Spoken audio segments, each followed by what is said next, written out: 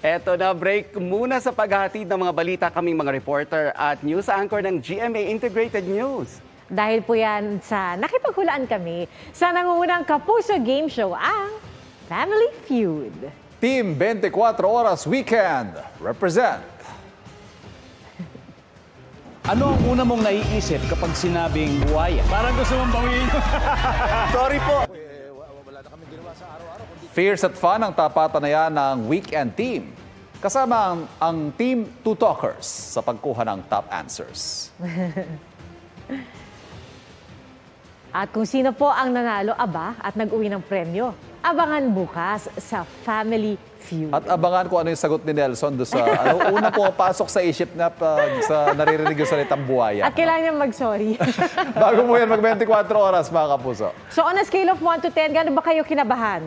Kinabahan ako. Like 10. parang 11. 11. Ako mga 5. Sagad. Abangan niyo po yan. Mga kapuso, maging updated sa showbiz happenings anumang oras. Mag-subscribe sa GMA Integrated News sa YouTube. At para sa mga kapuso abroad, bisitahin ang GMA Pinoy TV at www.gmanews.tv.